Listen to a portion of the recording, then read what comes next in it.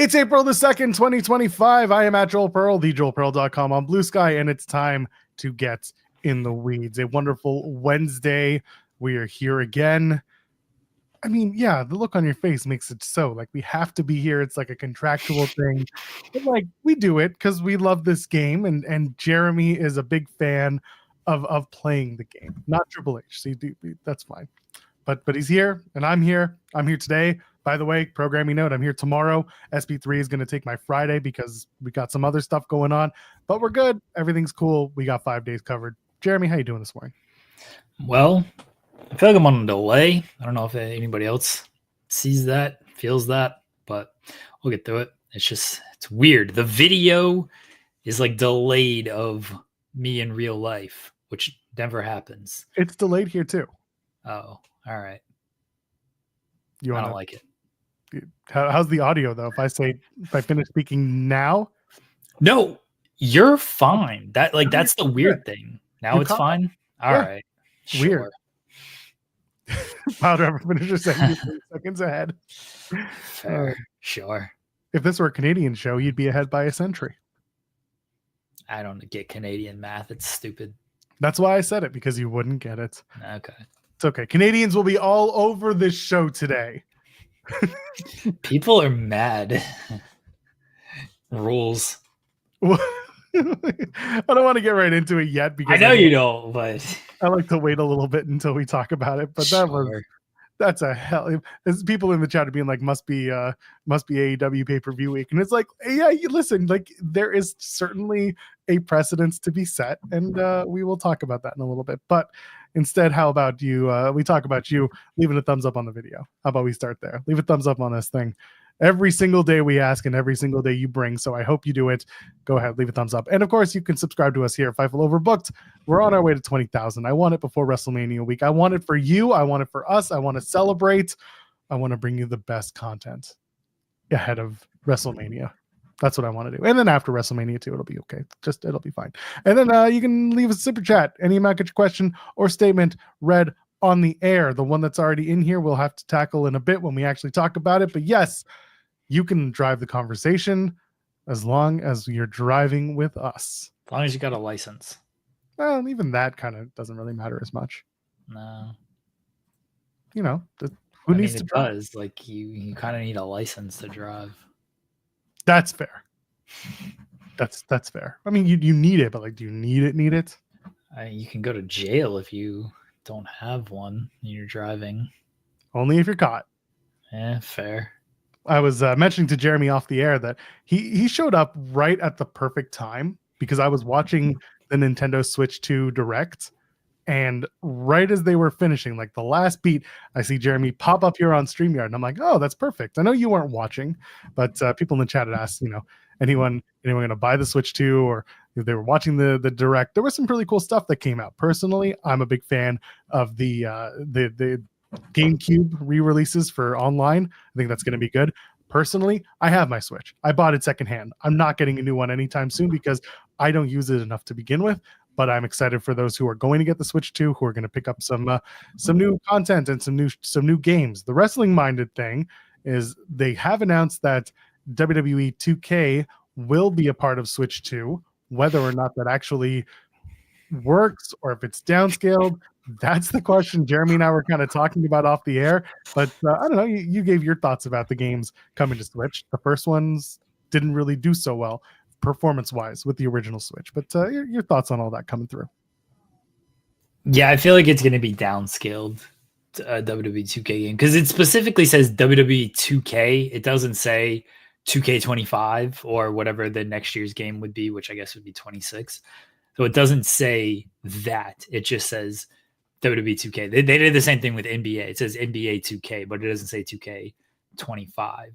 So my thoughts is it's going to be a downscaled version of the game. You'll get like the rosters and you'll get stuff you can do, but I don't think the online is going to has the same capabilities. And I don't think you're going to have like the full on customization and creatability that you would have in a console. Yeah, great saying it's going to be like the last gen version. Yeah, like it feels like it's probably going to be something like that. I don't trust those type of games on the Switch because the Switch isn't made for those type of games. There's a reason why they're on consoles and they're like 60 gigabytes when you download them because they are insane files that they put into the entire game. But the new Switch is going to have 256 gigs at launch. That's going to be the onboard storage. So at least there's that. All right. I get that now 500 is like the base model for most, premium consoles.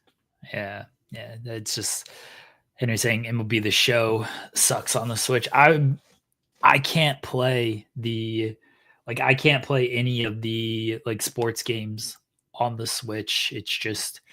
It's not the same because again, those are meant for consoles. Those are meant for heavy duty systems, and the Switch ain't that.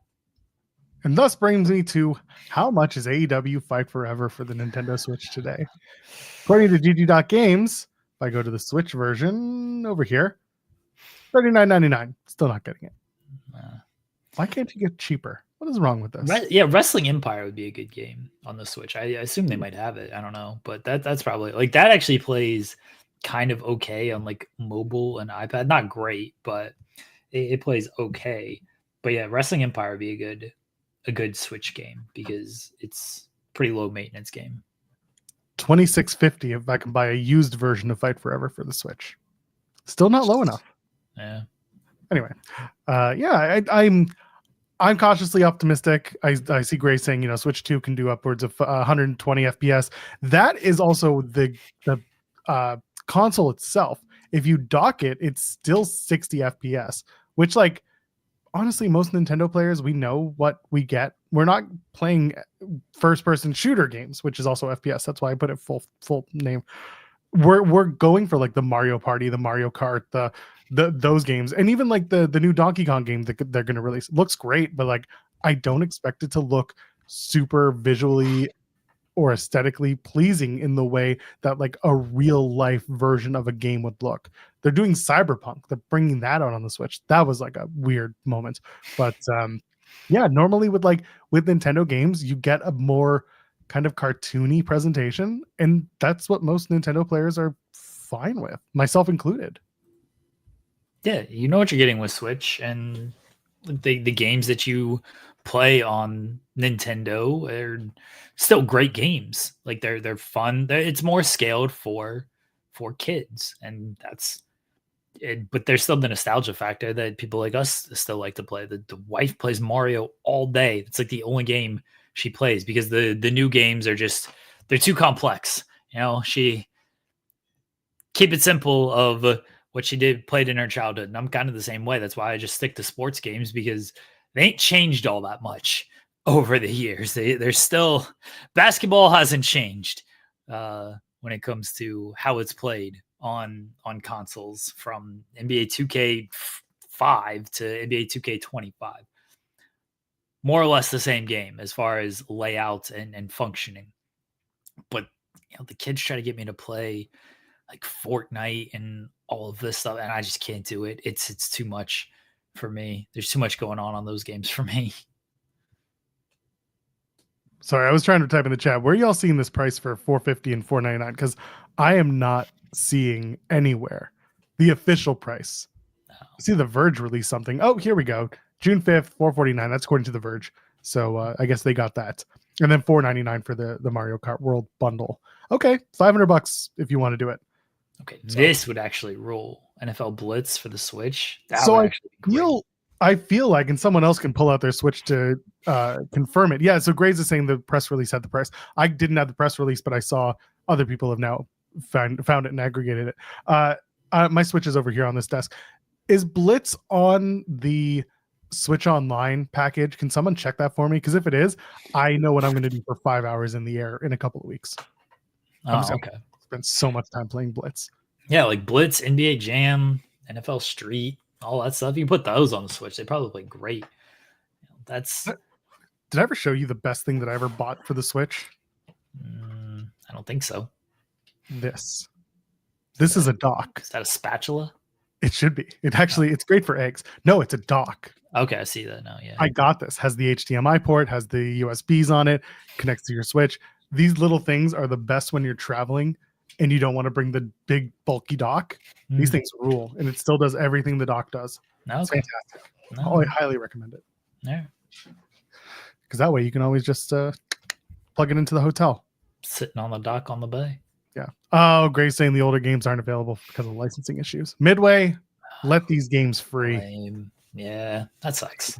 It does. Otherwise, I'd be having a great time. Whatever. There are plenty of games to play. Where do we start? Want to talk about NXT? Sure. It's a busy night on NXT. Nah, NXT was a good show. Yeah, it was a good show. There's going to be Stand and Deliver coming up in a couple of weeks. They're building the card, and it built with a well. How do I say we were both right and didn't want to be at the same time?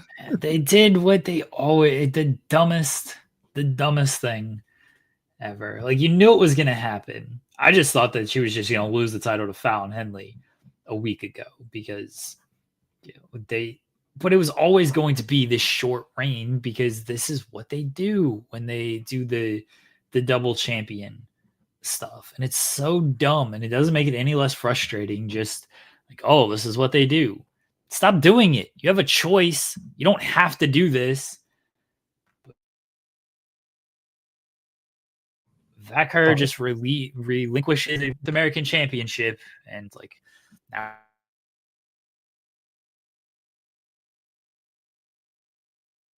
You lost them. Okay. You got so hot and heavy in your conversation that your internet was like, I quit. I'm not doing this. Yeah. Try it again. Vaquer just relinquishes the NXT Women's North American title. Now we're going to do a ladder match because we got to do ladder matches. And we go from there. It was predictable in the worst way. And she defended it twice last week. Just do another double defense. Sorry, if you don't want to do the match, don't do it. And I mean, if you don't want to do a double champion, don't do the match. That's what I was trying to say. Sorry. I guess Julia was banged up, and I know Fightful Select had a report on that. Stephanie Vaquer didn't have to beat Julia. That didn't have to be the option of who became the new NXT Women's Champion. It could have been Jordan. They could have put it back on Roxanne as a transition. Like, it didn't have to be Vaquer. And she could have lost the title last week to Fallon Henley. They could have done, which I kind of thought they were setting up anyway, a triple threat match between Fallon, Vaquer, and Jada last week. Instead, they did a double title defense. But they could have just done a triple threat match. And Jada could have won that, or Fallon could have got the belt back. And then you could have done the ladder match at Stand and Deliver. There were ways to not do relinquishing the title. But that's what they did because it's what they did with Keith Lee, and it's what they always do. It was very strange. It was not surprising for everything you just laid out. There's a part of me that wonders if the match with Julia was done because they expected Julia to be back in time for Stand and Deliver. And clearly that's not the case. At least that doesn't appear to be the case. Instead, I mean, again, according to Fightful Select, Julia is still around the PC. She's not participating in physicality.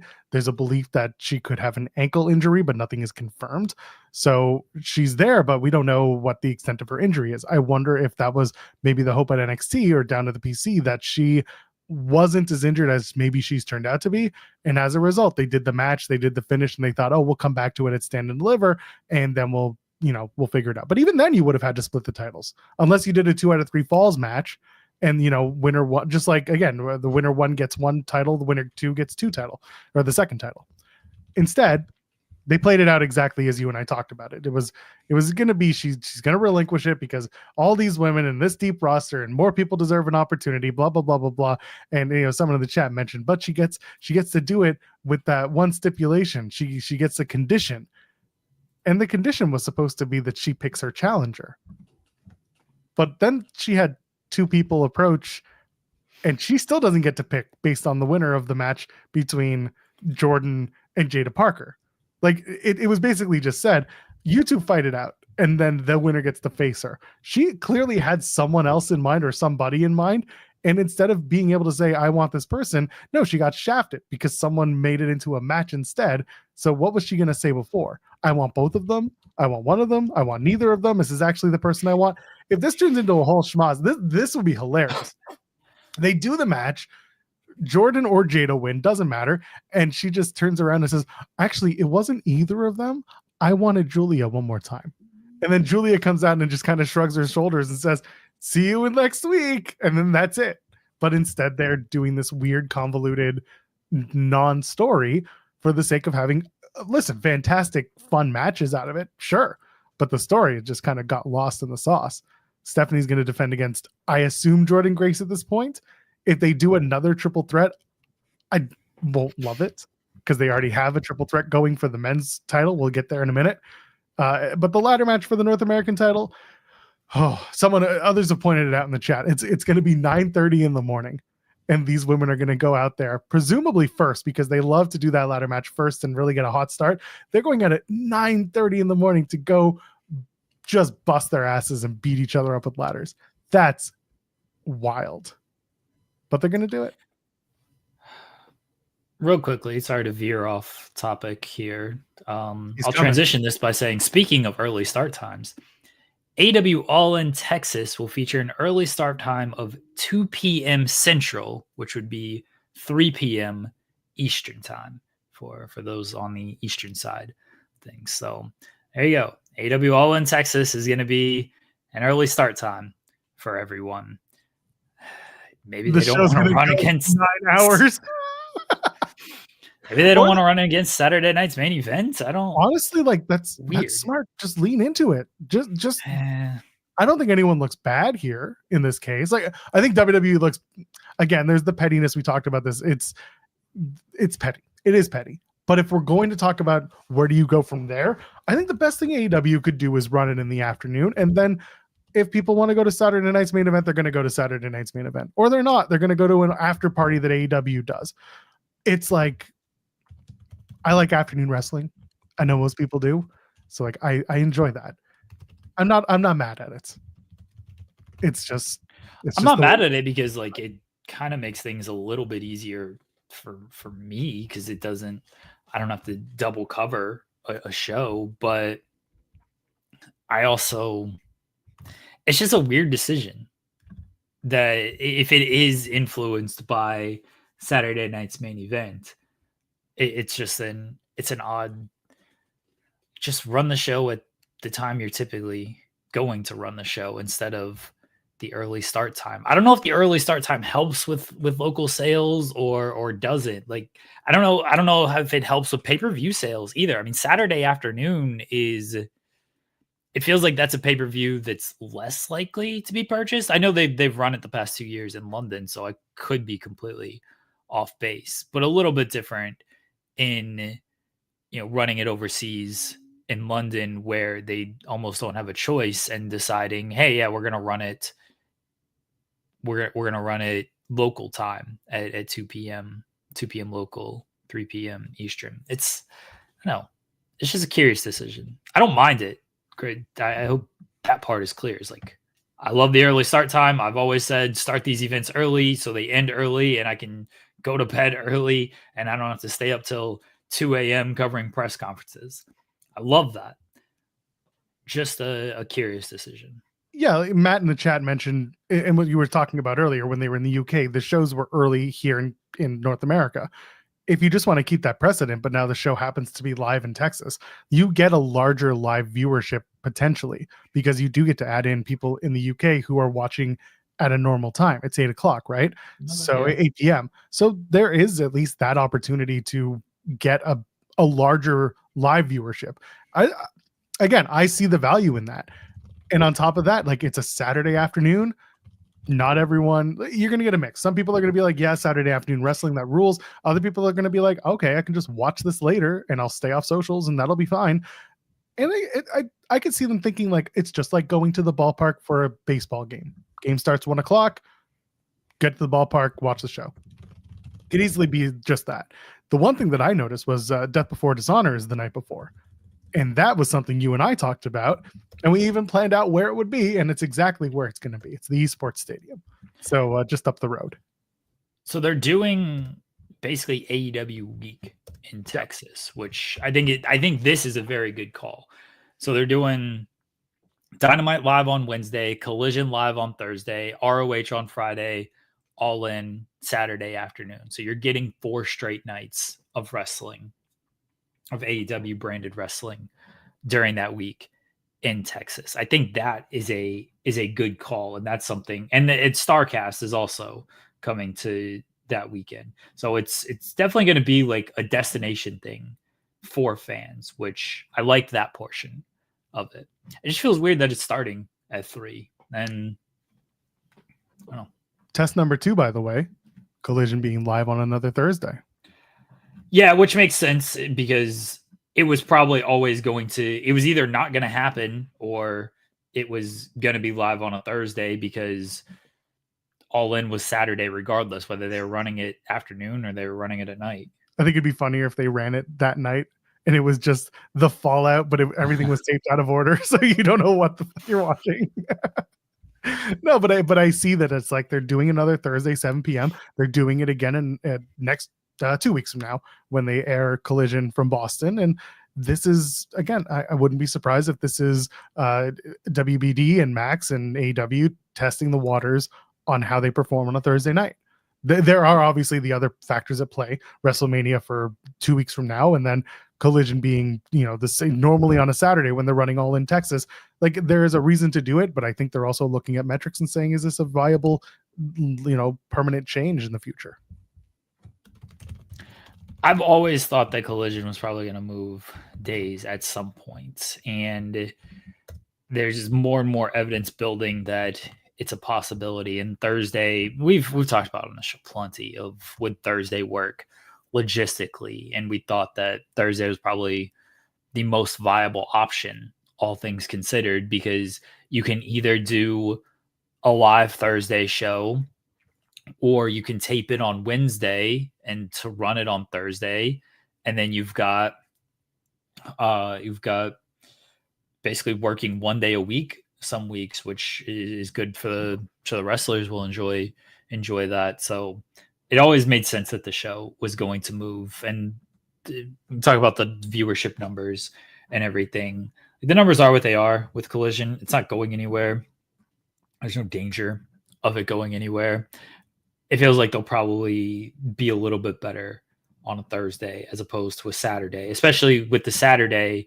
Like it does good numbers when it like follows like the NCAA tournament and everything, but it's not like those numbers are maintained the following week. And I don't think moving all the time helps, and going against WWE and NXT events, at least once a month, sometimes twice a month, doesn't help either. Yeah, exactly. So it's I think it's a good thing. The only thing that I worry about if AEW Collision moves to Thursdays, what does that do to TNA? And that's only because I can't. I know who could possibly give a shit. And the reality is, I have to because it's part of my job, and it will also, it'll dictate how our streaming schedule looks. So I always think about that. Someone, Ryan in the chat's asking, anyone from Fightful going to All In? Guarantee you, yes. Who that's going to be is going to be decided as we get closer to the event. It's not me. I'm sorry. I know everyone wants me to be going to Texas, but A, it's Texas, which I'd love to go to, but I'm not going to Texas. And B, Henry in the chat saying like Joel at All In just hating everything. I'd just be sitting in my seat like this the whole time. Call up my friend Bret and ask him what he thinks of this. We'll get there. Cresta drops TNA and does Collision. No, Cresta has learned over time that when she ignores TNA for a Collision show, the Collision show is not nearly as good as the TNA show. And that's typically because she decides to watch Collision, which is either taped or it's live, doesn't matter. It's not as strong as like the big TNA show that they're doing where things are actually slated to happen. She's made that mistake a couple of times. It's very funny. Joel taking pictures of empty seats. I'm going to be seeing Cam at WrestleMania week, so we can do comparing vlogs, but I don't see myself going to Texas in July. That is Hot. I'll show up 3 hours early and ask where everyone's going. They're going to probably have media show up 3 hours early. So really, what's the difference? My gosh. Matthew, talk to Sean if you want to go. Wow. Right.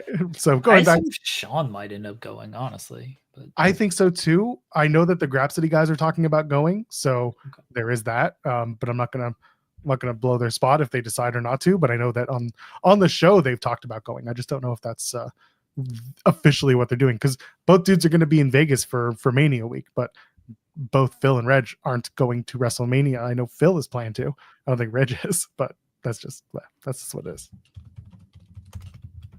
Shall we get back to NXT for a few minutes and then we'll go back to AEW in a little while? Sure. I don't have anything extra about the Vaquer stuff.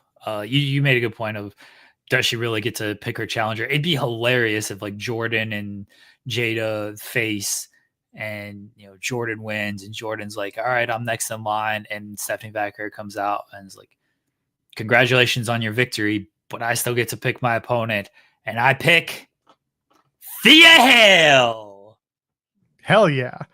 Ryan Adams, by the way, had added in the super chat. Feel bad for the girls to fall off ladders at 9 a.m. God. Yeah, I know they're not excited for that call time. I'm not excited either, but I'll be up anyway. So I'm gonna be at NXT stand and deliver. I'll have fun. But I'm not the one who has to perform and jump off ladders and shit. So good for them. Good for those women. They are going to work very hard, and they're going to do the thing. But Thea Hale is absolutely on my list for someone who should be in that ladder match.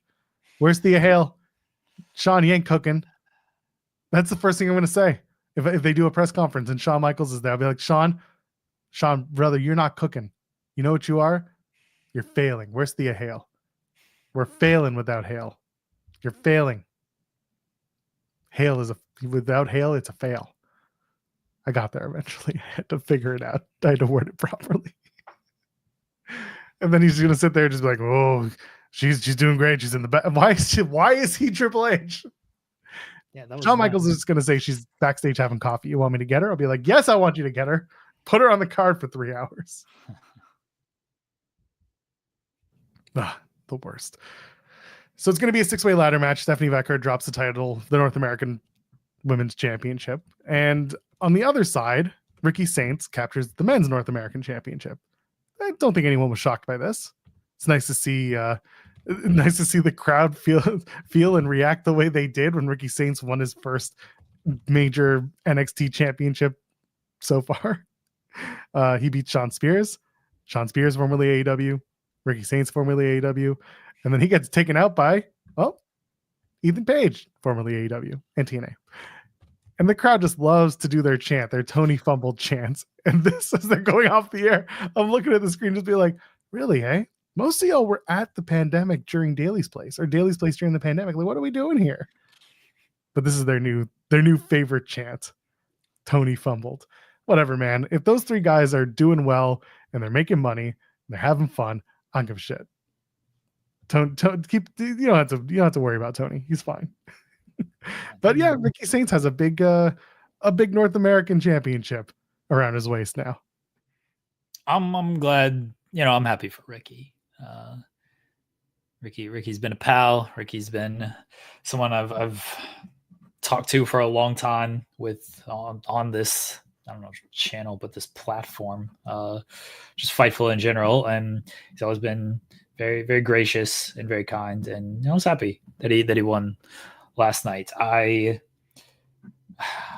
was a little surprised. Like, I think it's the right call. I just fully suspected they were going to do some screwy finish and then build it up for stand and deliver and do a triple threat match, which could still happen at stand and deliver, or give them that moment at stand and deliver.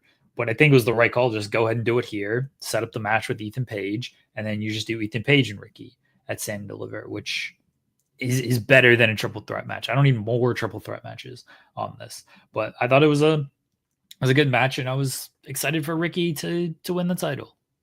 Yeah, and I would rather they do a straight one-on-one with Ricky and Ethan Page. The stuff with Sean Spears and the culling or whatever they're calling themselves, like, it is what it is. I wouldn't be surprised if they're going to turn on Sean Spears already and just kick him out Stop because it. he's a big failure. Wait. He won the title. Could you imagine babyface Sean Spears? You'd have to run with that, wouldn't you? But no, they're not going to do that. I don't think they're going to do a triple threat. I'm hoping they've really learned that there's so many triple threats going on that weekend. You just don't need another one. Your main event as of right now is a triple threat. They announced it's Oba, Trick, and Javon Evans because I don't know who doesn't trust Oba and Trick to have a one-on-one match, but they have found a way. And you know what? There's a very small part of me that thinks that they might add Dion Lennox and make it a 4-way because of the whole Darkstate wanting to get their spot. It's possible. I like the Darkstate segment last night with the D'Angelo family, like looking at the files and going through and explaining why these guys are like threats. Like I thought that was really good. And them attacking everybody, they attack Trick. So there goes at least for now, the theory that Trick is any type of a leader when it comes to that. It still feels like they're setting up Darkstate and D'Angelo family at Stand and Deliver, but I guess you could still do Osiris, Cutler, and Saquon against Channing, Tony D'Angelo, and Luca. You could do that 6-man tag, and then you could do Dion and the triple threat to make it a 4-way. So they could possibly do that. You accomplish 2 things by doing that, by the way, and that is what I was thinking, is that the family would then take on the other 3 guys. You accomplish the family and the rest of Darkstate having their match. It's on the card. And you accomplish that Dion Lennox is the leader of Darkstate, and you get rid of this whole like weird Javon Evans is the leader or Trick Williams is the leader.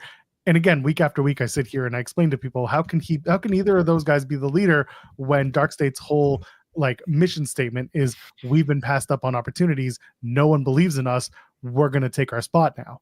Why would Trick Williams want to facilitate that? Why would Javon Evans want to facilitate that? Both of these guys have had big opportunities in main events, have been world champion in the case of Trick Williams. Why would any of those guys want to be like, oh, sure, I also never had the opportunities you haven't had, so why don't I lead you? That never really made sense to me. And they also said in the Trick Williams, the family segment, they called Dion Lennox the leader. They said he's so smart. That's why he must be the leader. And at that moment, I was like, thank you, God. We finally put it out there so that y'all can shut up. And then they beat up Trick, and everyone still started with, I still think Trick Williams is leading them. I don't think so. I think it's more likely do the 6-man, maybe put Lennox in, make it a 4-way. I don't know if Lennox would walk out with the title, but I think he would give him a big, strong showing. I don't know who's going to win that NXT title match, though. I see Oba defending, but I don't know. Unless Oba's getting called up, I think Oba's winning. They could shock you and give it to Javon. Is he pinning Oba? Oba's got to get a 1. If Oba loses this title, if and when he loses this title, he's got to be pinned for it. Don't do he loses it in a 4-way and that's how you get the title off of him. I think that's kind of lame.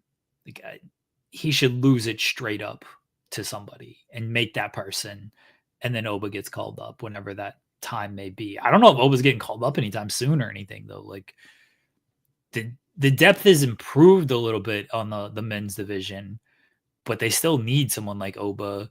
Trick is probably a little bit more ready in the sense that he has a bigger crowd connection with arena crowds. And look, I think Oba is a better performer than Trick. I think he's a better in-ring wrestler right now than Trick. But when Trick's music hits, crowd goes crazy, and Trick's a better WWE style promo than Oba is right now. So I think that's why Trick's probably more likely to get called up. And as I've always said with call-ups, don't call them up unless you got a plan. I don't know where Oba or Trick fits into their main roster plans right now, because 1, there's already a lot of talent. 2, they're bringing in even more talent coming out of WrestleMania. Like, Phoenix is debuting this week. Malachi Alistair is returning here pretty soon, probably after WrestleMania, but maybe just before WrestleMania. So he's returning pretty soon. So they're already bringing in a couple of guys that you're going to need spots for, on top of the talent that they already have. Don't forget about the giant tank that's going to drive down the strip carrying Rusev. I'm not. I don't know what's happening. I know. I know that a lot of people talked about what Trick versus Oba, how big of a match that could be. Maybe it really is Javon Evans versus Oba, him conquering that giant. Maybe that is the match that they're really wanting to get to for Javon's crowning moment. Those two have never had a one-on-one match on TV. They did one coconut loop match, but other than that, we haven't done Javon versus Oba Femi one-on-one. Maybe that's the big one, SummerSlam weekend, if they do Heat Wave, or maybe that's the Battleground main event.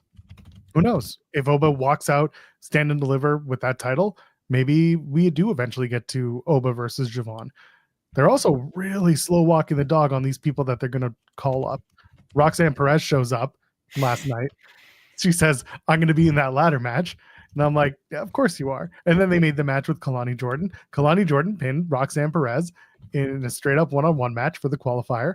And of course, there's part of me that's like, okay, they're going to do a last chance match with all the losers, and Roxanne Perez is going to be the winner of that. So she's still in the match, because you can't bench Roxanne for Mania and stand and deliver unless something is going on that we don't hear about with Roxanne. And like, who knows, if there's some reason, that's the only thing that I could think of. But she's clearly active and she's clearly wrestling on the shows and giving TV time. So I don't think that there's an issue. But here we are wondering what she's going to do.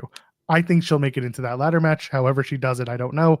But as of last night, she did lose to Kalani Jordan. They could do the same thing where Trick gets pinned by Oba Femi. And that's the end of Trick. And he just starts losing matches on his way up. They're just killing people on the way up to main roster. That's what they always do. That's one thing I've always disliked about these call-ups is like, oh, I got to put somebody over on your way out of the territory. And it's like, yeah, but they're not really leaving the territory. They're just going to a different night. Well, they're being both called up, called over, whatever. But like in the eyes of fans, it is supposed to be you're moving up, you're graduating, so you should be hot shit. I agree with you. Like, you should be much hotter than you are. Like, stuff with Asuka was the smartest one they ever did this with, right? Completely, undefeated. She goes up and then she just drops the NXT title, doesn't lose it. Like, they made her unstoppable, unbeatable. But they haven't done that with anyone since with NXT.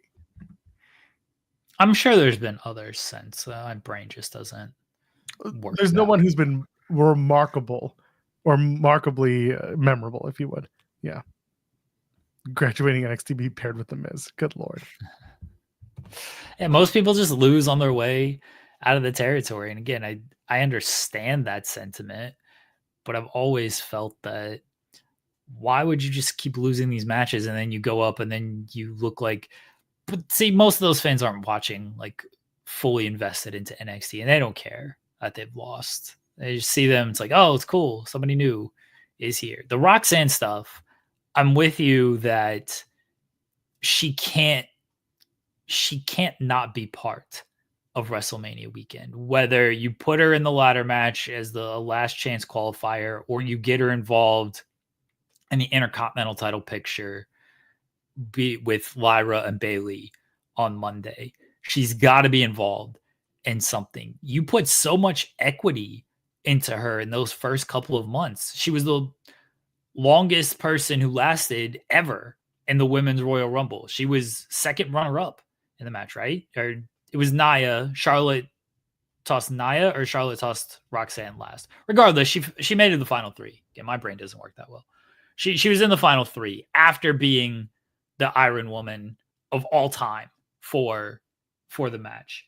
She was in the Elimination Chamber match, so she was good enough to win a qualifying match there and qualify for the Elimination Chamber. And now she's just chilling. I don't get it. Someone in the chat mentioning Asuka being injured before being called up. Well, she defended against Ember Moon, and that was August 2017. And then she was on main roster defeating Emma at TLC a month later. So no, there wasn't an injury that kept Asuka from doing it, and she kept working. So no, they just brought her up and they just had her vacate the title instead of actually dropping the title to somebody on NXT. That's the way they did it. And other people happen. Like, it can happen, but it is what it is. We'll see where these people land. But yeah, Roxanne is a curious case, and I feel like she should be absolutely part of WrestleMania weekend. So announce her for Bloodsport and give her a match. WWE's all over Bloodsport already, so what's another match? Oh, she's so small. I'd like to see her face like Marina Shafir. Oh, is there anything else that we need to talk about from NXT? Trying to think what else happened on the show. People ask me what my thoughts are on the swipe right tag team. Oh. They did Joel's a big swipe right guy. Oh yeah, that's how I met my wife. Well, it is. But I'll put it like this: they accomplished everything they were supposed to with the minutes they were given. They were slimy, smarmy douchebags, and I don't like them. And that's what they're supposed to do. I thought it was effective. I was a big fan of walking, not walking out of that segment ending and me being like, ooh, I don't like these people. So I'm looking forward to watching them actually wrestle. I know they've been on Evolve. I haven't been keeping up so much with Evolve beyond reading, results and spoilers. But yeah, it seems like there's a lot of potential there for them. They're very good at what they do. We'll see how the in-ring holds up. They're good in ring. I've seen them on Beyond a handful of times. So they're good in ring, but they're very good at the character stuff. And obviously the character stuff is what matters because they're all just actors at the end of the day. Yeah, these guys are pretty good actors. I see you both with your gold crosses. What are you doing here? Being all weird, gross, cross-wearing nice Christian boys who prey on other women. I see you. Weirdos. Oh god, they're gonna take on the tag champions next week, I guess. Is that official? That wasn't officially announced. That was a weird thing where like everybody agreed to it and it wasn't officially announced. They'll probably do something and then what's their faces, Tyreek and Tyson will beat the shit out of everyone and be like, we want a title shot. I'm telling you, man, Tyson and Tyreek are winning those tag titles. I'm going with it. I'm on it. I'm with it. Wes Lee is now facing what's his face, Inamura. So that's a whole thing. Come on, it'll happen. I think that was it for NXT. There wasn't much else that was like super notable. You've got your stand and deliver main event. Stephanie Vaquer is going to have a champion. Is going to have a championship match against who we don't know. Ladder match is set. Ricky Saints is probably going to take on Ethan Page, and who knows what Darkstate will do. Those are the big storylines going into the Stand and Deliver show. Yeah. Good stuff. All right. I guess we got to talk about it. Rules. Bret Hart appears on Ariel Helwani's show. Those are two names that immediately you're just thinking they're going to love everything AEW does. Bret has a lot to say about a lot of things. He's there to promote the match, the Hall of Fame match that he's being inducted for at WrestleMania, among other things. But it's mostly talking about that and it's WrestleMania week and blah, blah, blah. And then he kind of talks about his feelings about today's wrestling. And he says there's a quote that's going around that actually does include the entirety of his comments, but the actual like transcribed quote is how he talks about AEW being full of actors, not wrestlers. And I'm paraphrasing. And I thought to myself, oh, this is really strange coming from Bret Hart, because Bret should know that this is like the work rate promotion, but he's trying to use this as his logic for why he doesn't like the competition. I like Bret Hart. I like Bret Hart a lot. I'm a Canadian. I'm actually like contractually obligated. When you're out of the womb, they make you sign a contract that you will not disparage the good name of Bret Hart. He's allowed to get things wrong, and boy, did he get this one wrong. And he just looks stupid. He just looked dumb. I know, Jeremy, you time and time again have mentioned that you have an appreciation for wrestlers who come out and talk about their time and their stories. And then when they start talking about modern day, you kind of tune out and you're just like, I don't give a shit what this person thinks about modern day wrestling, blah, blah, blah. This was one of those times for me where I was like, no, I don't think this is it. Even when he was like, the 90s were the time. That was the time. Everyone loved wrestling then. I'm like, but was it though? Was it really wrestling? Was it really that good? So here's it was weird. What was that? Said it was weird. It was really, really weird. Here's the actual quote. I'm gonna do the full quote, not just the headline or the clickbait quote or anything. So he was asked, like, does he still watch wrestling today? He said, I try to. I find in a lot of wrestlers, I won't name anybody, but I find the wrestlers are more actors pretending to be wrestlers today than actual wrestlers. I miss the ruggedness of the characters. Guys like Kurt Hennig, myself, Dynamite Kid. That whole era of wrestlers that broke into the business in the late 70s and early 80s, we were from the Harley Race, Terry Funk generation, trying to copy and mimic them. That's why I think the 90s was the best era of wrestling. When I watched some of that old 90s wrestling, it was really good stuff. I find that today's wrestling is a little bit more about your promos and your character on television and not so much your work rate. I like guys that throw back a little bit more to the work rate. Roman Reigns is a guy that tries really hard to earn the respect of my generation and be more realistic and more credible and believable, not so much an actor. I find that, especially AEW, I find they are mostly actors trying to pretend to be wrestlers, and they got to get on with real wrestling and quit acting so much. This quote fucking rules. So So this is where I come back to it. And I say Bret is not entirely wrong with his assessment, because this is a television product now more than it ever was before. You are characters. You are actors. The idea of being an actor first and a wrestler second, like that's a totally different conversation. But you are characters on TV. So like he's right.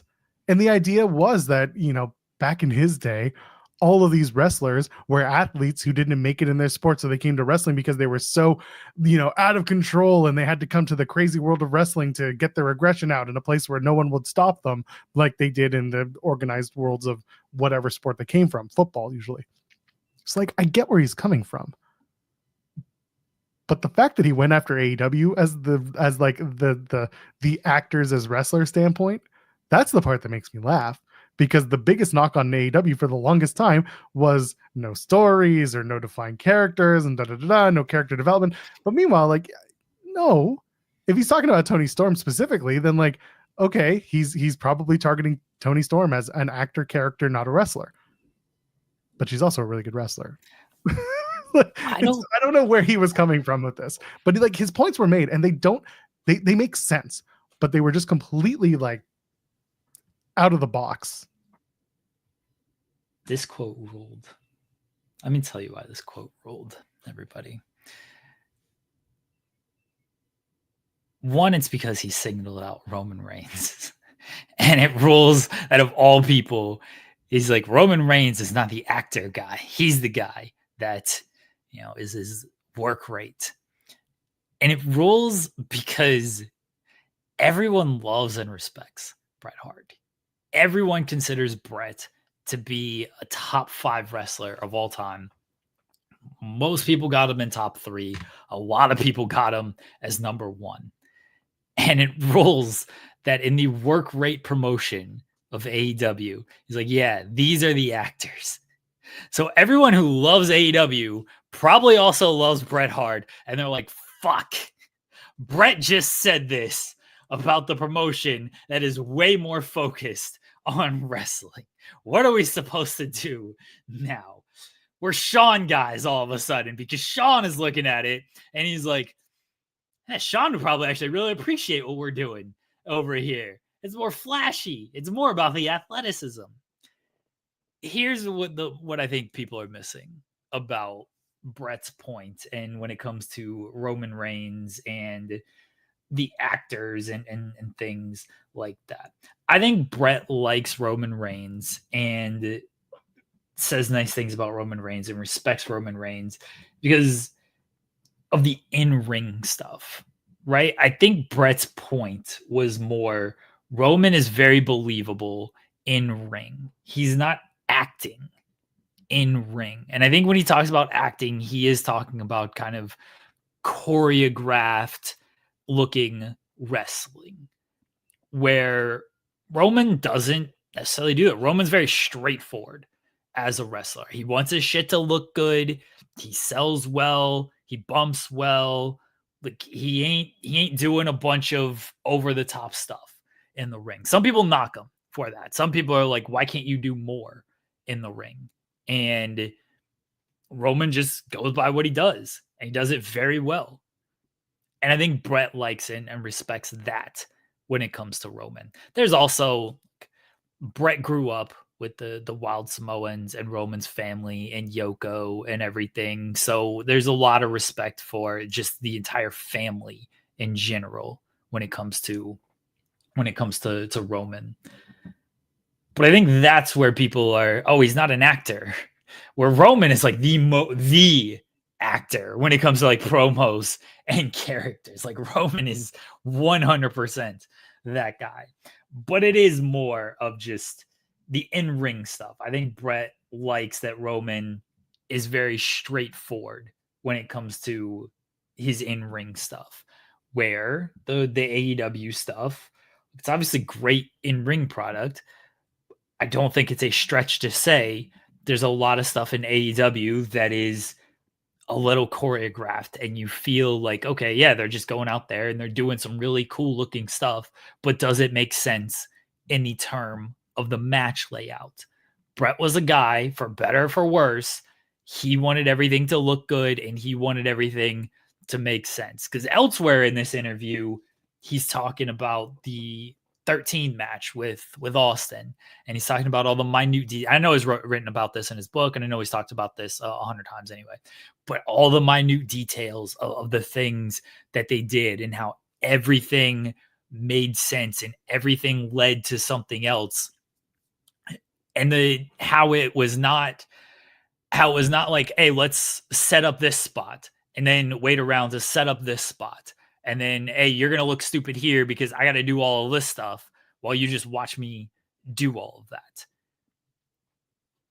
That's the stuff that Bret likes. He likes the stuff that looks good and it looks like you're really hurting your opponent, but you're not actually doing anything to him. I'm sure there are guys, if Bret actually sat down and like watched AEW stuff, I'm sure there are guys he would really like. I feel like he would really enjoy Takeshita, because that's a dude who looks like he's murdering you with everything and doesn't actually touch you, sells really well, bumps really well, and is very a straightforward kind of guy. Doesn't add in a bunch of athletic moves. He's athletic, but he doesn't add in, the flip stuff that Bret clearly doesn't fully enjoy. I think he would actually really like Toni Storm, because Toni Storm, especially the Mariah May match, but just Toni Storm in general, very straightforward, good wrestler. And yes, there is the acting of Toni Storm. She might be the acting of acting, but I feel like he would really like her wrestling overall. I think that's where Bret is coming from. But the way he phrased it is absolutely hilarious. By the way, everybody, this was not a Joel call. For everyone, is I know that was the early in the chat of like, oh, Joel couldn't wait to bury AEW. This was 100% me. I heard these comments and I'm like, this is the thumbnail. This is the topic, because it's hilarious to me. It is absolutely hilarious that Bret Hart, of all people, is making these comments. I wasn't going to say it, but I'm glad you did. I won't throw you under the bus too much. Well, too much being the operative word. Matthew Hooks, by the way, sent a super chat before the show went live saying, WWE Hall of Famer talks crap about AEW. Color me shocked. Yeah, well, that was the whole thing. It was, people got really up in arms because it's, pay-per-view week, and there's a whole, it's the week before, the Destiny's this weekend, and then we're coming up on WrestleMania, and Bret Hart's going into the Hall of Fame for the match, blah, blah, blah. I think everything you said is pretty well. You could give credence to it. My pushback with the Roman thing is like, Roman's also like a talk and brawl kind of guy. I don't think Bret would have loved that. I don't think Bret would have like watched Roman matches and seen how much he's talking in the last little bit and been like, "Oh yeah, that's a great idea. You should do that." So that's my one pushback with the Roman stuff. It's weird. Did I say Destiny again? Joel doesn't even know the pay-per-view name out here. I don't care anymore. The pay-per-view is next weekend, everyone. Set your clocks. It's next weekend.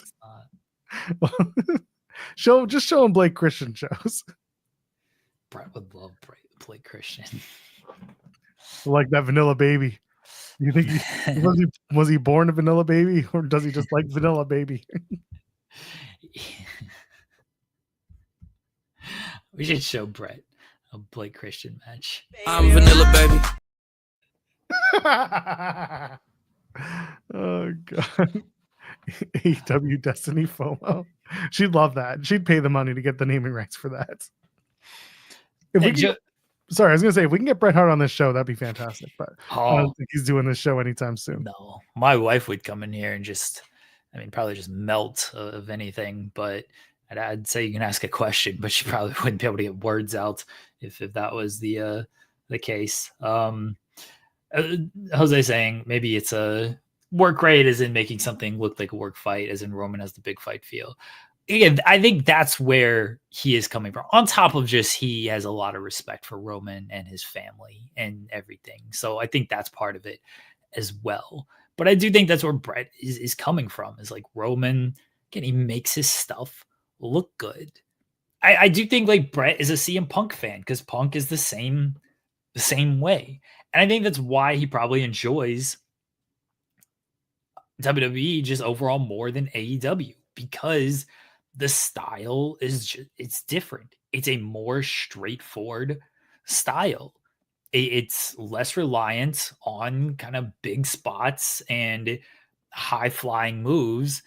And it's just a little bit more straightforward. And again, I think Bret enjoys that kind of stuff.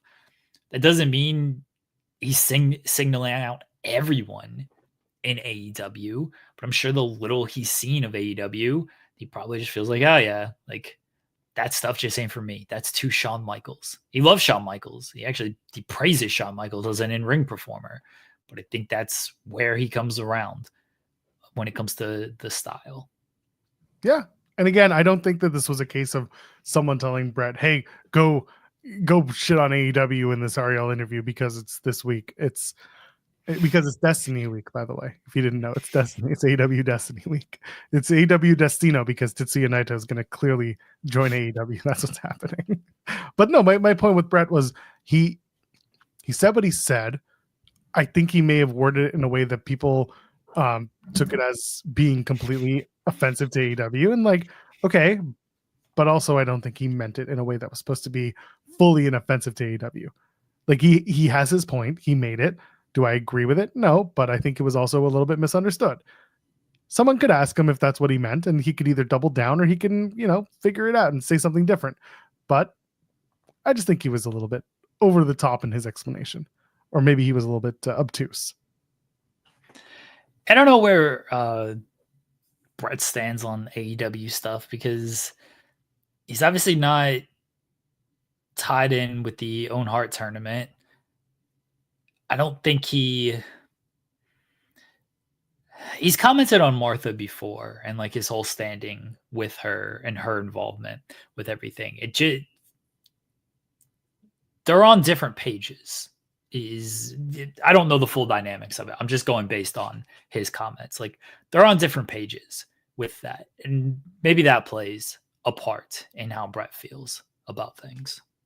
So from now on, the Owen Hart tournament can only be won with Bret Hart match finishes. If your finish doesn't match a Bret Hart match and you can't prove that it was, then you're disqualified. Both people are disqualified. No one's going to win the tournament this year.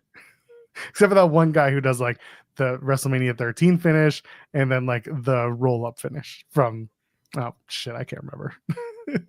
Or do the Bulldog? Yeah. The Mahi straw cradle. Yeah. The 92 SummerSlam finish. Or you can do Bret and Owen from WrestleMania 10. You can do that the finish. Victory roll. Yeah, finish. You do the victory roll finish. Yeah.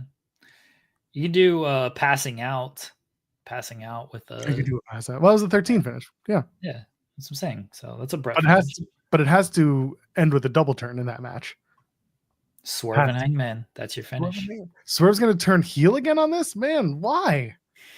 Why would you turn Swerve heel? He's such a good guy. He's never set anyone's house on fire. He's broken into someone's house and left, a t-shirt on a baby that could choke on it, but like otherwise, pretty stand-up dude, that Swerve.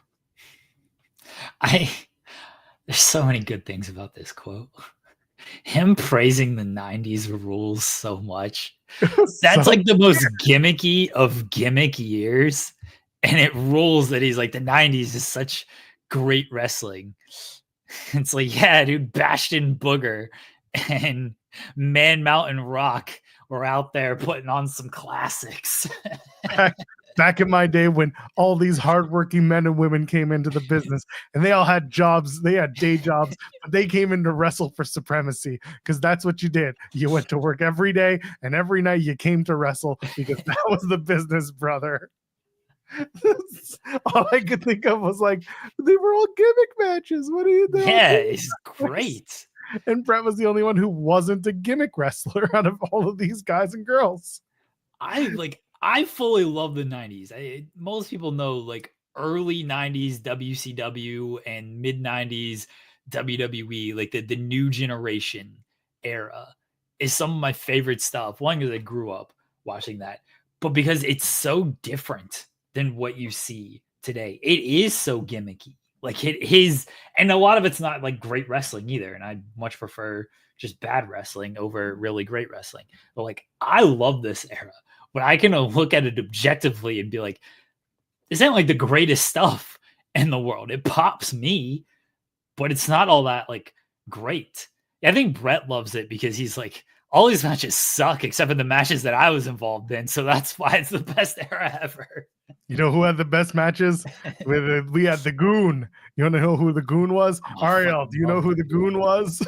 Ariel Helwani's like, of course I remember, Bret. That was the hockey player. I'm a Canadian too. That's right. You're a Canadian. You understand who the Goon was. Well, he was the best. Let me tell you about the Goon. He just does a 20-minute diatribe about why the Goon was the best wrestler of the 80s, 90s. Yeah, saying the 90s was the best that was the icing on the cake. It rules. I hope everyone takes stock. People in the chat have been like, now I hope that, Dynamite this week is, it's Ospreay being a wrestler, not an actor. No. I want tonight's episode of Dynamite to be completely 90s pilled. I want everyone to come out as some sort of gimmick. And I don't care that it's a pay-per-view week. Let's just lean into it. Ospreay now, he's a garbage man. Sure, whatever. Swerve now, he's I don't know. He's a dentist. Dentist, sure. We got a dentist. They bring back the dentist. Toni Storm's an actress. It's fine. She'll not change. Megan Vane is no longer a goddess. She is she's like a medieval times queen. I don't know what you want. Just come up with stupid, silly 90s gimmicks, and that's Dynamite for the week. I don't know if to ban Mike Ferris in the chat saying WCW from 89 to 96 was crap. WWE from 93 to 97 was crap. Wrong. That's the greatest wrestling era of all time. Absolutely rules the nonsense they were doing back then. It was fantastic. I don't think people understand that Jeremy's full name is Jeremy Wrestlecrap Lamberts. Did you see my tweet the other day? They put the Doomsday Cage match on the WCW Vault YouTube. Oh, I was so excited. So excited. The greatest match of all time. Hogan and Savage against the Alliance to end Hulkamania. The triple cage nonsense. Match rules. Absolutely fantastic. That was, oh man, I have so many feelings.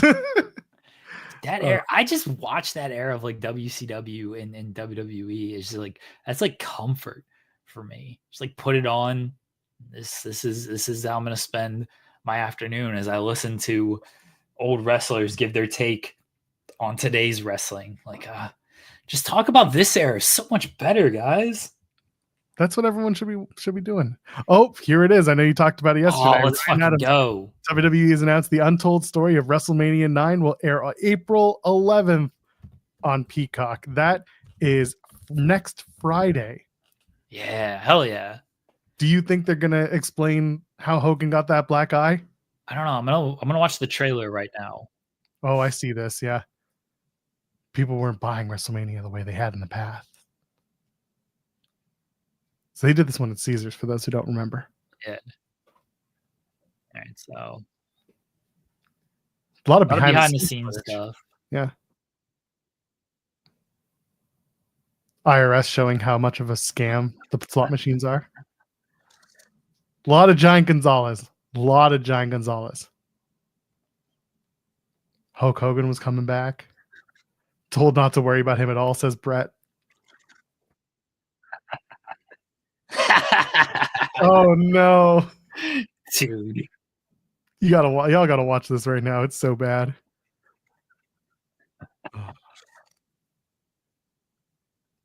Becoming a spectacle. So they think that this is the event that turned WrestleMania into a spectacle. Hell yeah, good. Dude, this documentary is gonna rule. We were just talking about 90s WWE.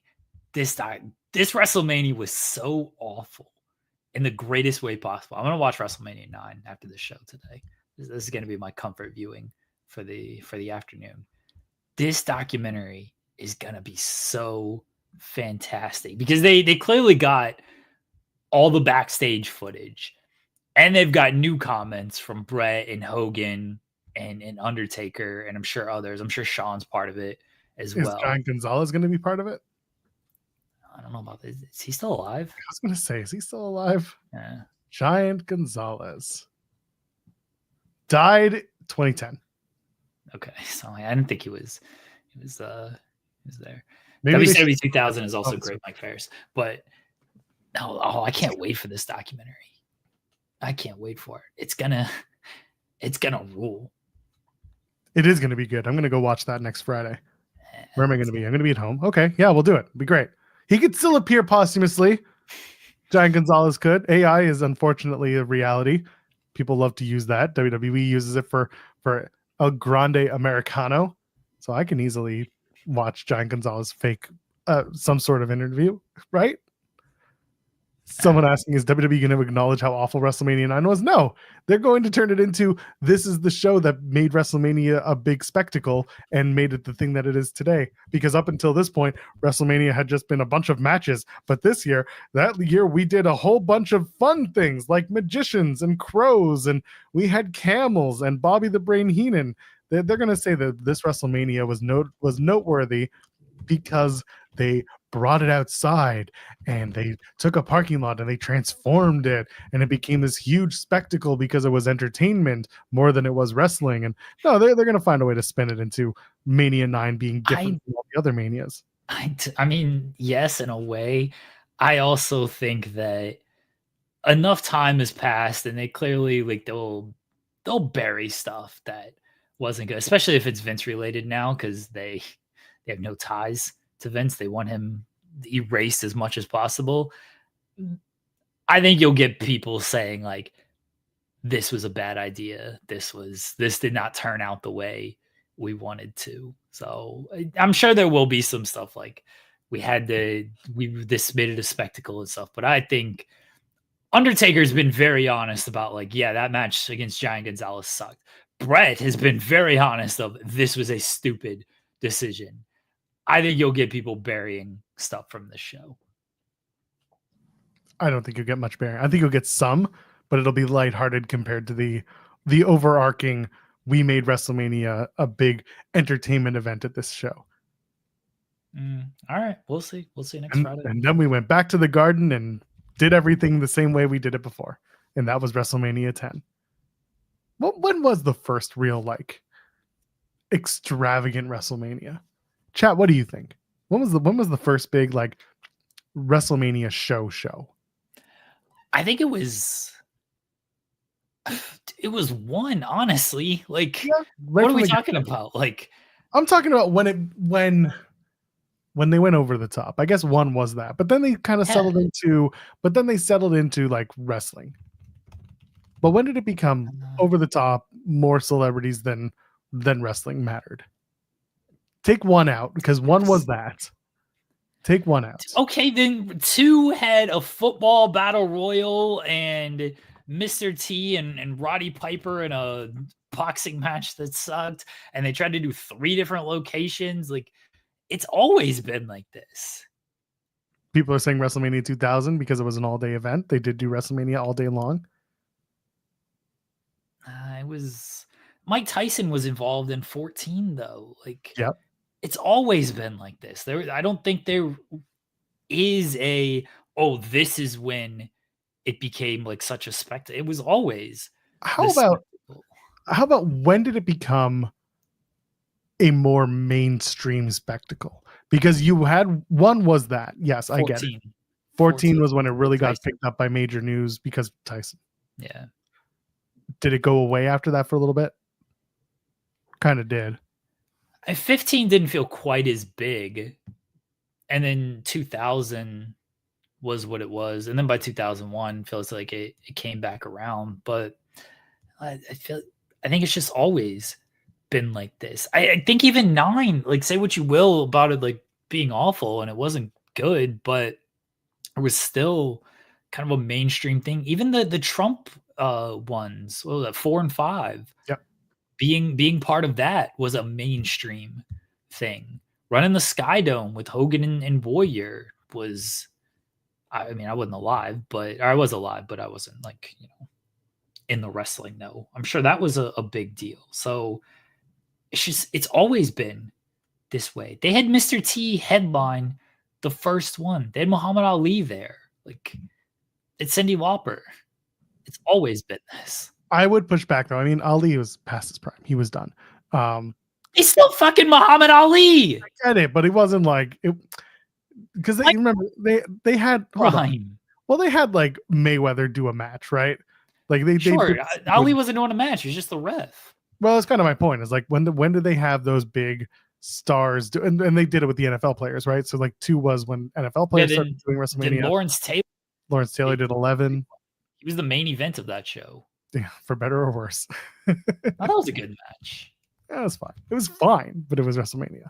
The whole point that I'm making is there was one year, I'm trying to remember which one it was. I think it was the year that, maybe it was 27, when Rock was the special guest, the host, and the entrance, the opening segment, the opening hype video, they called it the biggest entertainment spectacle of the year. It wasn't the biggest sports entertainment spectacle. They called it the biggest spectacle in entertainment. That's when it really became, to me, that's the moment they said, no, we are no longer going to call it sports and entertainment. It's going to be the biggest show in entertainment, bigger than the Oscars, bigger than the Emmys, all that shit. That's what I'm coming to. At one point, WWE made the choice to ditch the sports part of it when it came to WrestleMania and make it a mainstream entertainment event. The wrestling was secondary to everything else. And I think that was 27. Someone else can go back and find out. Maybe it was once in a lifetime, but it was fairly recent where they started doing the hype packages as entertainment and not sports and entertainment. Okay. You can argue it's always been there. Like, you and I were just talking about this just now. Yeah. Like it has always been there on some level, but they've always put some sort of emphasis behind entertainment.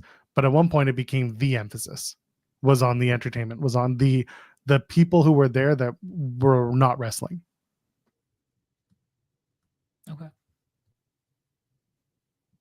Yeah, Grace is saying it might have been 27 when it happened. But go back and watch just the opening segment, the opening credits. They put it out there. Cyndi Lauper being there was a huge deal as well, for WrestleMania 1, like you said. Like there were big moments for all of these. But I just wonder when mainstream media really started caring and covering wrestling to the point where it became like a pretty common. Hold on. Okay. So you said 27 with everything? When they did the whole entertainment spectacle. Right. Okay. Not sports. I'm not saying it was 27 when it happened. Right. I'm saying that's when WWE decided to shift the focus away from calling it sports entertainment when positioning WrestleMania and they made it into entertainment. The biggest show. They called it the biggest show in entertainment instead of the biggest show in sports entertainment, because to them, they're the only game in town in sports entertainment. So really, you're just calling it the biggest show of your year, whereas you want it to be the biggest show of the year. This is all marketing bullshit jargon. This is my idea. Is like, when did WWE decide this was when we're going to take on entertainment as well, not just wrestling? All right, if we're going off of that, I mean, I guess you have, if that's the year they did the video package, then that's a concrete type of thing. But really, if you're looking at it, it'd be 23, right? With Hogan and Vince. You mean Vince and Trump? Yeah, sorry, Vince and Trump. Yes. Yes. I was there, and that was actually like the anniversary of that was like very recently for that particular WrestleMania. But yeah, you could say that. How 2007? How big was The Apprentice at the time? Like that year? I don't know, but like that was their biggest buy rate at the time. You're right. So it was clearly a big deal.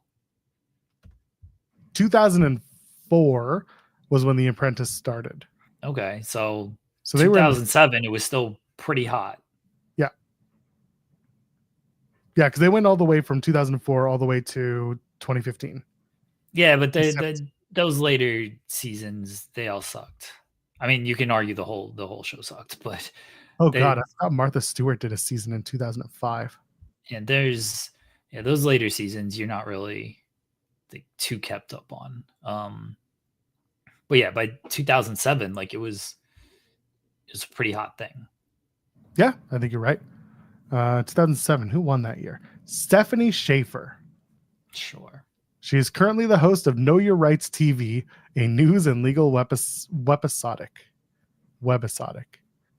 She's an American defense attorney and TV presenter from California. Okay, then. I mean, you look like when it premiered in 2004, it was doing 20 million viewers. Yeah, Ryan Adams also adding in 23 was the return to stadiums after a few years away. That was going to be my other thing, is like, when did they go back to stadiums? And yeah, okay, so they went away from 2021, 22. Okay, yeah. So I would say 23 is when maybe it would start to be the grand spectacle thing. Okay, I could see that. Because 24, again, stadium, that was the Mayweather show, and that got a lot of attention because, I mean, Mayweather, still one of the biggest boxing draws of all time, still active as a boxer at the time, still undefeated. Like, that was a big deal, having Mayweather do like a wrestling match and appear when he appeared on television, and obviously like busting up the Big Show's face, which was shoot punches, brother. Bless Paul White. Actually, Grace brings up a good point. You know, Seattle WrestleMania 19 attendance wasn't great, and then he mentions they went back to arenas for a few years. I think 20 they always wanted to do at Madison Square Garden because of the whole first one was made, you know, first 10 and 20, but instead, I don't know, maybe they had plans to go to Giant Stadium at the time.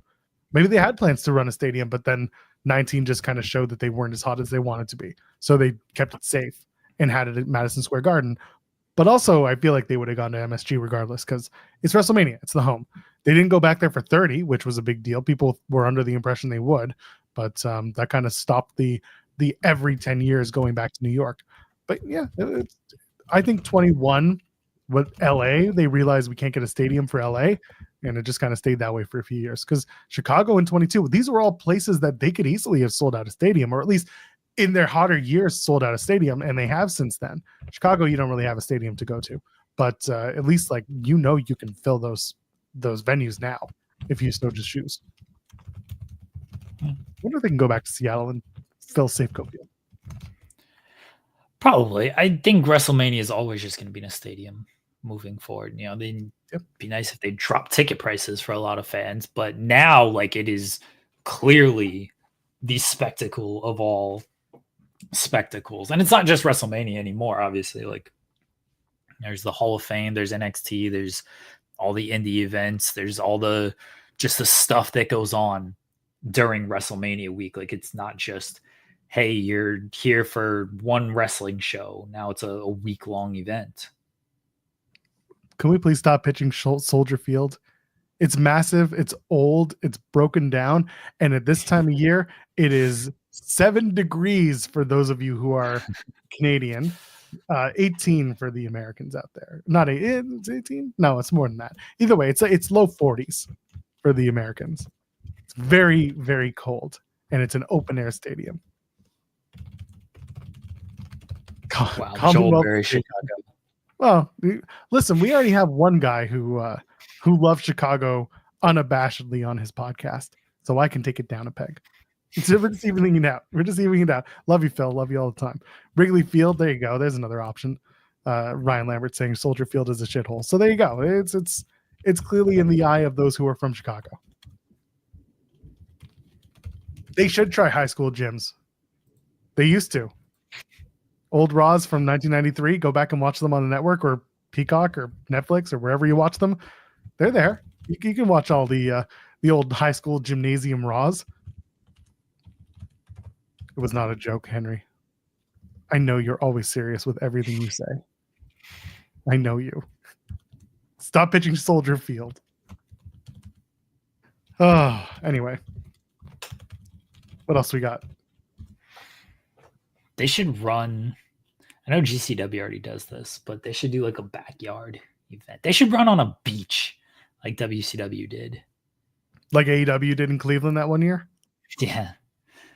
They should just run on the beach and just have fans just walk up. You know, people can watch it from their boats and everything. Let's get some binoculars. Be fine. That was one of my favorite things when GCW ran the boardwalk in Jersey during COVID and they did an outdoor show. They would show like the boats on the harbor, just like kind of floating in and honking their horns as they drove by. That would be a lot of fun. Someone saying rooftops of buildings. Stop it, Henry. Yeah, I could do a beach. A beachfront would be fun, but I just don't know where. I don't know if you do outside the box thinking with Mania, where else can you have a WrestleMania or a big event? We got baseball stadiums, we got soccer fields, all this stuff. What's a big outdoor venue where people could go watch a wrestling show? They should run parking lots everywhere. They should run on Tony Khan's yacht. On the helipad? Yeah. That's the next Jericho cruise is actually on the Khan yacht. Nick should get he should get a yacht to combat Shad's yacht, and they should run simultaneous wrestling shows on the yachts.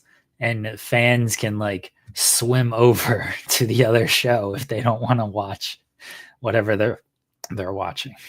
It's AEW All In International Waters. There's a lifeboat just going back and forth between the two shows, and you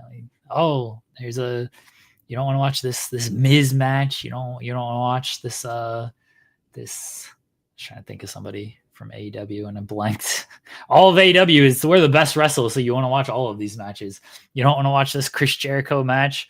Go over to the other show. Come to the other boat and watch the show over here.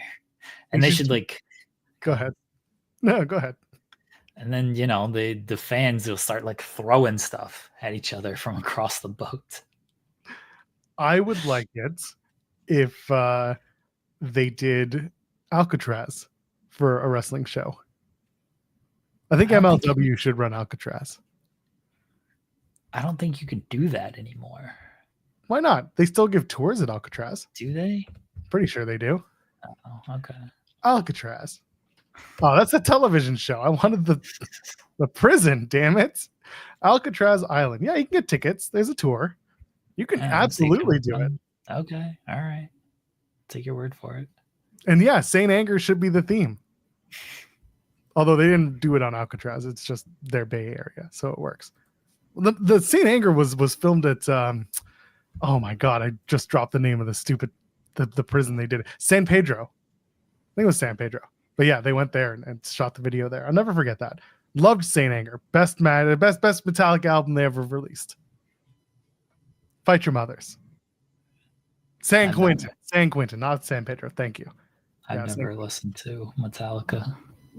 You make me sick. I hope you listen to Metallica that whole week you're going to that big metal show. They're headlining, so like I'm gonna leave before they come out. They should run Guantanamo Bay, and they should just name it Guantanamo Bay for one show. That would actually rule. I'd respect if they leaned into that bit. We got the naming rights. It would be fantastic. Yeah, that would rule. Oh, the NWA is going to run there. It's fine. And then they'll air it on their Twitter account 3 years later. Oh, wrestling just needs to be in the weirdest of places.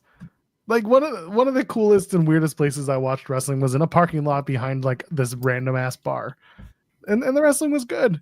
I don't know what the canvas was made of. I don't even know what. I think it was canvas, but it was printed with like highway signs and stuff. It was very strange. But yeah, that's what you need. Weird wrestling in weird places. We used to ask people where the weirdest places they wrestled was. Yeah. And I dropped that bit. That was a good bit. It was a good question. Yeah, it's time to bring it back. Yeah, that was a good question. Until you like now you're gonna interview like these WWE NIL people and they're gonna be like the Performance Center.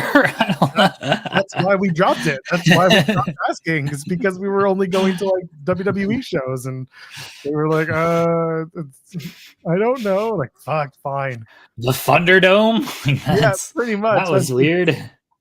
That's all I'm gonna get. It's like, hey, Raquel Rodriguez, where's the weirdest place you ever wrestled? And she's like, my dad's backyard ring. You're like, oh, great, thank you. That was very useful. Can they like do? Can they do matches in like a pyramid? Like, is that a thing?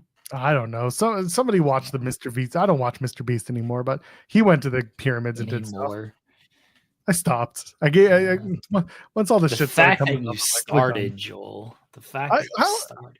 I needed my Sunday afternoons to start with someone yelling at me incoherently about the money they're giving away. That really got my morning going. Okay. Yeah, and then I realized that he's a real piece of shit, and I just kind of gave up on it. No. All right. I wasn't even a fan. It was just it kept showing up on my YouTube, and I was like, I still watched it. I did watch it because I'm if nothing else, I'm not even a glutton for punishment. I'm just a dude who like watches stuff. I'm just a dude on his computer, in front of his computer, in front of a YouTube. Yeah. Anyway, it was dumb. What else is left? I don't have much else. I mean, we got AEW stuff to talk about. We've got AEW Dynamite tonight, but it's also 11:30, and I don't know if we want to get right into the preview. Yeah, I agree with Henry. You kept watching. Oh no, I am well aware of how this works. I'm just a glutton for punishment, but I'm also a completionist. Okay, you know what they should do? We're talking about weird wrestling places. They should hold wrestling in movie theaters. Like let's bring back. Let's do real cinema out here. You go to the movie theaters to watch the wrestling. Like you take the screen out. There's not a whole lot of room in those things. So like we'll get a ring debate going again. But movie theaters are complaining like, oh, why are tickets so down? Why doesn't anybody go to the theaters? Put some live wrestling in those movie theaters. Fans are trying to get to their seats. They're all sticky and everything. The floor in movie theaters are, Joel. Everything's just sticky as shit. Sticky. Yeah. And people just be fucking in those movie theaters and not cleaning up and everything. Yeah, it's not because they're just That's what they should do. They should just put wrestling in a movie theaters. Yeah, live match. And you pay for what match you want to see, right? And this is how you prove who the real draws are as well. And it's like, oh, I got a Will Ospreay showing at 3:00. I got a Kenny Omega showing at 3:10. Shit, which one am I going to go see? Am I going to go watch the Ospreay match or the Kenny match? can't see them both. Or maybe you go to the first 10 minutes of the Ospreay match, or you go to the Kenny match late. Regardless, you got to buy 2 tickets for each of them. You can't just theater hop. I guess you can get the all elite pass, where you can go to as many matches during the day as you would like. But this is my pitch to wrestling promotions and movie theaters, is to put live wrestling matches in theaters like they're movies. Okay, I don't hate it. I don't hate it at all. This is basically like the peep shows of the the porn shop to go to, but pay 25 cents and you can watch the people you want to watch wrestle. Well, let's not make it creepy or weird, Joel. You've already done it, don't you worry. I didn't do that. I have a brilliant idea and you're making it creepy. Right, I didn't make it creepy. You're the one who thought about this. You're the one who thought about this to a certain degree, and I just happened to... I thought about it for 2 seconds, and this is how my brain works. And now I came up with this on the air. That's as far as I got with it. Seems like you shouldn't have done that. Then I put it out there. That's how I do everything. I don't prep for this show, Joel. It just comes out on the air. That's kind of how it works with the peep shows. Anyways, what tickets would Bret Hart buy? No, the Roman Reigns, obviously. I want 2 to the Roman show, and then after that, 2 more to the Roman show. How about after that? Roman going again? I want to watch Roman again. FTR and CM Punk are just sulking. Like, why didn't he get tickets to my show? Why didn't he love me, man? Oh, I do want to see FTR's response to all of this. Dax just sitting there being like, damn it, he's right. Cash is being like, should we wear the giant oversized novelty clocks and shave our backs? Dax is like, it's time. We need a gimmick. We can't be throwbacks anymore. We had to start wearing Bret Hart wigs and start cosplaying. FTR is now FT Hart. Cope's gonna be so mad tonight. He's gonna be on Dynamite against Claudio Castagnoli, just trying his best to get Bret's attention, doing all the Bret spots. He's gonna do those lifter uppercuts. He's gonna take the corner turnbuckle chest first, just whatever he can do to get. He's gonna do the second rope elbow. He's gonna put on a sharpshooter. Whatever he can do to just get Bret's attention. I love the idea of whatever production meeting they have, because by the way, AEW doesn't do production meetings, so it can't be the production meeting is just like, okay, everybody take one Bret Hart spot and implement it into your match. And then they're just like, Will Ospreay's like, what about me, bro? I've got a promo tonight. And then he's just like, pick your favorite Bret promo and talk about it. All right, later on in the night, he's like, who are you to disrespect El Dandy? What is this accent? You want like Scottish accent? I don't know. In the middle of a Will Ospreay promo. Well, maybe Will Ospreay's also Scottish. Who knows? Dude, Will Ospreay. This is a dead serious suggestion, by the way. So Will Ospreay, I think he's doing a promo tonight. So again, this is dead serious suggestion. Will Ospreay should say, "I'm the best there is, best there was, and best there ever will be." That would be hilarious if he did that. He should say, "I'm not afraid of the grind. I'm the best there is, the best there was, and the best there ever will be." The irony of all of this coming as they're going to announce the brackets for the Owen Hart tonight. Oh, God. They're going to just call Owen the best Hart. It's going to be so petty. Let's go for it. It's pay-per-view week. You know what that means. I'm giving you $1 million idea, Will Ospreay. Don't fuck it up. Oh, God. AEW Dynamite is tonight. So early to do the card. Oh, there's nothing else in the news that really came up. That's the whole thing. I mean, you guys talked about Raw for a little bit. So you have thoughts on Raw, Joel? I'm glad that they're done with Europe. I'm glad that they're going to go back stateside where the fans don't care. Joel hates Europe because he thinks they're all the same based on the accents he does on this show. Yes. Okay. The best part about them being in Europe is that a 3-hour show, if you watched it not live, you could get through it in like hour and a half so, because of all the chanting. But other than that, like, okay, I thought the Cody and Cena stuff was good. I thought it was very strong. Finally invoke The Rock's name. They finally talk about, you know, what this match actually means for the two of them beyond just Cena wanting the 17th title reign. Like, they got into it, which was good. Of course, they do the Tony Khan shout out, which was very funny. But I thought it was strong. I thought it was really well put together. And I didn't expect the physicality. Not sure if I liked it or not, but they made it quick. And if John Cena is not there for the rest of this build and Cody's got to do the rest of it, really hope that it's Cody calling out, or not calling out, but talking about Cena and not Cody doing all the other shit he's been doing on SmackDown, where it's been like, oh, Randy Orton comes out or Kevin Owens comes out. I hope we're not doing that for the next 2 weeks and we completely forget about the main event of night 2 of WrestleMania. But the promo itself was very strong. I liked it a lot. Definitely left feeling a little more confident in what they're trying to do with this story. I'm still a little cautious about what The Rock's role in all of this is. He doesn't have one. He's just there. So that's fine. But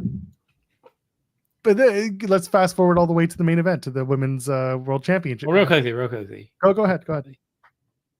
When you're talking about Cody and having to carry everything for moving forward, I agree with you. I said as much yesterday and with SP3, but you know what Cody should do? Cody should come out on, I guess, next Monday's Raw or Friday's match. I don't know. Whenever the fuck Cody's gonna come out. I should cut a promo on Cena and everything, right? And then he should be like, John Cena, I gave you a taste of what you saw, or I give you a taste of what you're going to get at WrestleMania. Laid you out with the Crossroads. That's how WrestleMania is going to end. I'm going to give everybody a taste. Sorry to do the Matt Menard bit, but that was just a little bit. Here's a little bit more. And he throws back a shot of Wheatley because you have to. And then he like mimes a kick to the gut and this fucking uppercut. He just drops to the back and uppercuts the air because, you know, you can't see John Cena.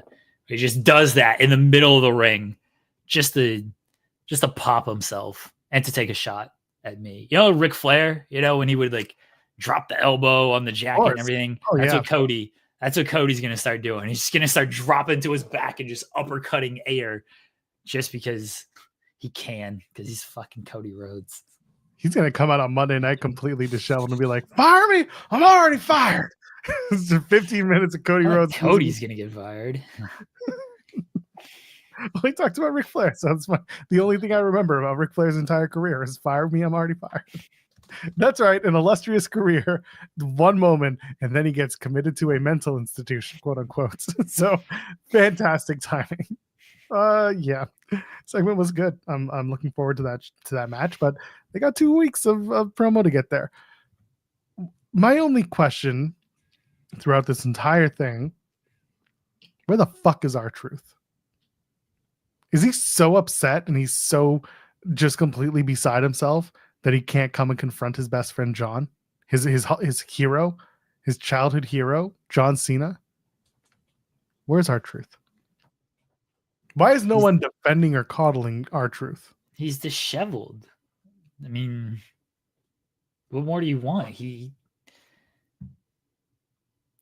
can't appear. He's too distraught to be on the shows. He should be coming up to John Cena and being like, why, dog? Why? And John Cena should absolutely just cut him apart. R-Truth didn't make the trip to Europe, so I can't really blame him.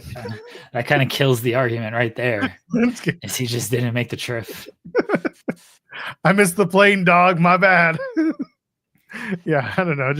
We were all expecting Cena to beat down Truth. Exactly. I was expecting Cena to beat up Stu, and that didn't happen. That's true. Lame ass. So people in the comments be like, "Who's Stu?" At the same time, be like, "Y'all are dorks. Need to go outside." Like, do people really comment on that saying, "Who's Stu?" Yeah.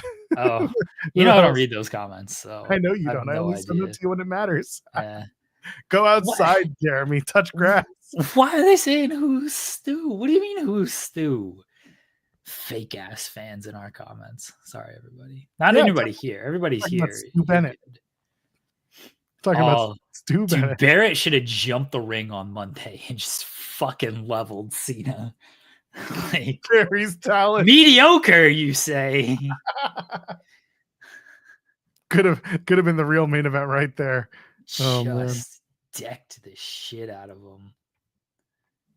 that's what should happen at WrestleMania. You want to, instead of the Cody Avengers, it's just the everyone It's all the people who've been buried by John Cena. You know what? I like that. I like that. You want to do an overbooked mess because it's our channel.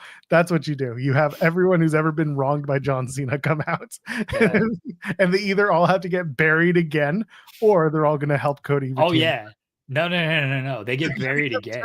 Again. Yeah, because Cena's got to win. The Cena's got to win, or they get buried by like they get their cracks back at John Cena, but Cena still wins, and so like it's just all for naught. That's how Matt Cardona returns. Dude, okay, so who we getting? We're getting Cardona, Alex we're Riley. getting Barrett, Alex Riley, Michael Tarver comes back. It's just all of Nexus. All Nexus season. Brian Danielson shows up and he just walks down the ramp and he's just like, "Congrats, big dog," and he just walks back. It's like, even I know better. Kenny Dykstra. Nick Nemeth comes back. Corbin comes back. Corbin, yeah. Yeah. But he's Tom Pestic and everyone's just like, the fuck is this guy? Bishop who? This would actually rule. Who else has gotten completely Sandow? He buried Sandow, didn't he? Yeah. David Otunga. Oh shit. He won the tag titles with Otunga. Yeah, well, and then he lost them. Is this how they get the Ryback? This is how Rusev comes back. Oh. Austin Theory, your favorite Austin Theory. Yeah. He didn't bury Austin Theory. He tried to help Austin Theory. Austin Theory kind of did it to himself. Damian Sandow. I said Sandow.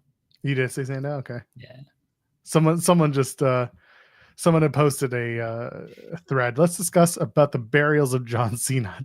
Did he do it to keep himself on top, or did he do it for the business? Oh, hilarious. I love this idea. I think this idea fully rolls of True. John Cena, just the mediocre Avengers reuniting or uniting to. Is everything okay, Joel? Yeah. My wife is bringing chairs into this room because that's what we do now. She should hit you with one. No, she shouldn't. That's very good content. These are tough wood chairs. So? No, thank you. Man up. Yeah, the Make-A-Wish kids from his 39 entrance. Yeah. Good Lord. You fucking let us down. You lost to Austin Theory. However many he came out with, like half of them come out. Where the rest of sorry, that's terrible. So the mediocre Avengers unite to come down and try to get their licks back at John Cena. And he just AAs them all in succession. And then finally Cody has to stand there at the end of it all. He's just watching the whole time. And then he finally charges Cena and he gets hit with the AA as well. And there's all these bodies just in the ring. And Cena just pins Cody off one AA and wins the title. And he just stands tall as the bodies that he has buried are underneath him. The new undisputed WWE champion. This is fantastic. We forgot about Jack Swagger. Oh yeah, Jack Swagger. Jake Hager returns for that. Yeah. This rules. Another thing, let me tell you about Tony Khan and my contract. This is great. I think this is fantastic. You should get that kid from Brussels as well. Get him. beat the shit out of that kid too. Someone found that kid and did an interview. So there yeah. He seems I know like a nice I know kid. we covered it, but it's there. But he's still like, John Cena's my hero. So John Cena should AA him as well. Just start pulling random kids out of the audience. Fuck it. Just pull these kids out and AA them as well. John's just gonna bury everyone. Let me go up to the press box real quick. Just lays out all these stupid 2K streamers. Grabs Michael Cole, gets him, buries him, just buries all these dudes. Goes to the back, grabs Triple H. What are you doing, John? I don't want to be on TV. John's like, I don't care. Hits him with the AA. Yeah. You were on last night. We'll put you in the Hall of Fame. Oh my God, this is awful. This is the greatest idea you've ever had, Joel. Thank you. It's going to be the best. Oh my gosh. The triple threat, the main event. Bianca Belair throws out the match between Io and Rhea Ripley. They had so many opportunities to make this match so much better than it was. Not just this match, but like the build to the WrestleMania match. They could have done it a singles match. They could have done. I don't know how they decided to bring in Io as well. I don't know where that came from. I don't know why they decided to. I don't know what is so much bigger on the horizon to not do Rhea versus Bianca now that they have to do this triple threat. It's very strange why they're kicking the can down the road one more time. Unless they think SummerSlam is 2 nights this year, that's going to be big, so we got to do it there in New Jersey. It's very strange to me. And the match itself was like, Bianca was really good at playing a woman who's never been a guest referee anywhere ever. She did that. She was out of place for everything. Like it was really well done. But also, she knows from experience of being a wrestler that sometimes referees get roughed up. Sometimes they get inadvertently or purposely hit. And they recover and they still do their job because they're impartial and they're tough as hell. But no, she just got frustrated and threw it out instead of like going through the match and just counting a pinfall. That part was annoying to me. All this in service to do a triple threat because Rhea still can't find her way to WrestleMania. Because every year we got to do the who's good. I'm lost on the road to WrestleMania. I have to find my way to Mania. Her way to Mania should just be a front row ringside seat for this match between Bianca and Io. She just sits there fucking pouting the whole time, you know, cheering on Io while Bianca gets upset, and they just redo what they did at that Raw before Elimination Chamber or after Elimination Chamber. I got it, Joel. Let's hear it. I like your idea that Bianca just has, Rhea sits there and just has to be upset. I like that idea. So they do the match and everything. Because Rhea's the babyface in this somehow. And it seems like Bianca's the heel in this. So, and Io is also the babyface who has just been pushed aside. Like, no one cares about Io, sadly. So they do the match. Rhea's sitting ringside. Bianca cheats to win. She whips Io in the face with her braid, and like her eyes are messed up. Maybe Bianca uses like the mist or something, you know. Bianca cheats to win, however. Pay it back with all the times she's been hit in the face with the mist from Damage Control. And Io's like sad, and Rhea comes over and consoles her. And it's like, oh, so sorry, I'm so sorry. And Io's like, you go get her. You Rhea, you go get her. And Rhea's like, are you sure, brother? Are you sure? And Io's like, yeah, go get her, go. And Bianca's dancing and twirling her braid and everything. And she's like, yeah, come on. And then Rhea gets in the ring and hits her with one riptide. And she wins the title off of that. I feel this is a super unique idea that has never been done before. And they could really have something here. That'll make Rhea an even bigger babyface and Bianca an even bigger heel and Io super sympathetic. I feel like this could work. Well, you know, Conrad, Rhea had to work the European tour that was coming up in a couple of months. So that's why we put the title on her. I think this volcanic dust could work. I think this could work. What about glitter? Bianca, it should be glitter. Bianca's got used a lot of glitter with her gear and everything. So yeah, she like throws glitter in Io's face. Io's just completely caught off guard, and that's how Bianca beats her. And then Io goes to the outside, like, you get her, you. Great. Volab in the chat saying there should be a toga party there. And I'm like, if I wasn't going as media, I would sure as shit be like, pals, let's go to WrestleMania in our togas. I would absolutely do it. But because there's a possibility, actually, the idea of doing this and being caught on camera is hilarious. The idea of me going in a toga and doing the presser and getting a question off. You would 100% get a question. And it would be a super serious one, too. Oh, God. It would be whatever big news comes out that day. It would just be me in a toga asking about, like, some big salacious... Sup, legend. Where'd you get the idea for that Rhea Bianca Io finish?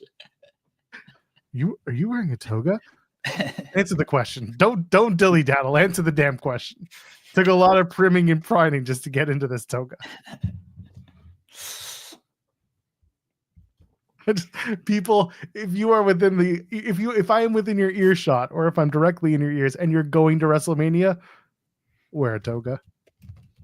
You had David LaGreca and doing the whole busted open pink bathrobes for Cody. I'm telling you to bring back the togas for this WrestleMania. This is exactly what we need to do. Toga party. WrestleMania After Dark. All those after parties y'all are going to, because I know everyone's going to those big super duper after parties. Togas. Ryan saying Joel wants togas and water bottles for his press conferences. So, I mean, I will shout out this. Money in the Bank, they had like water bottles and other drinks in the press box. So before we went down for the press conference, I just grabbed 2 water bottles on my own and brought them down in my backpack. That's how I remedied that one. But I do think that all of these media companies, or at least all these media events, should have a bottle of water on the chairs. They should, especially when it's that hot and you're in that venue for so long. They should be giving you water. I don't want to pass out and have issues in the middle of your press conference. Who's that fun for? Nobody. Togas. I'm going to spend all day in Caesars and just waste all my money. Are you wearing a toga? Lost all my money at Caesars. What'd you do? Sup, legend. Where's the water? Never forget Corngate. There was so much corn left over from that event. Oh, AEW catering. So much corn. The only thing that's corny is our catering. Oh, God. Dynamite's tonight, live from Peoria, Illinois. The Peoria Civic Center. Will Ospreay returns. He's going to have his new gimmick, Garbage Man. He's going to say he's the best there is, best there was, and best there ever will be. It's going to rule. Oh, we did get a super chat from Cyclops Better Than Wolverine. Rhea Ripley shouldn't win after crying her way into the match. And that's the thing. I don't think she's going to win either. I think Io's going to end up winning. I think she's going to sneak away with the win. And they'll just run it back like the night after WrestleMania. Okay. That's when Bianca turns heel and like wins the title. Who knows? I think Io's going to walk out with that title. Okay. We'll find out. Well, we'll do our predictions for Mania when I'm not actually here. Timeless Tony Storm takes on Penelope Ford. Megan Bayne will no doubt get involved in this match. I love Penelope Ford. I'm looking forward to this match. Timeless Tony Storm, of course, is A1, so it'll be fun. Good build for Dynasty. Tony Storm wins with the victory roll. That should be it. Yep. Absolutely. Then they set up a ladder match. Cope takes on Claudio Castagnoli in a match that we called, which means that on Collision, you'll be seeing Cash Wheeler versus Pac. Pac will be coming in for the event. Wait, is Collision, they're doing it live this week? I think so. Yeah, pretty sure it's Saturday. Yeah. No, they're taping it tonight. No, Collision's taped. Okay. So there you go. So maybe they'll announce it'll be Cash and Pac tonight. Yeah. Pac's in town for the week. Okay. And the main event. Well, there's also. Oh, wait. Sorry. Cope wins with the sharpshooter.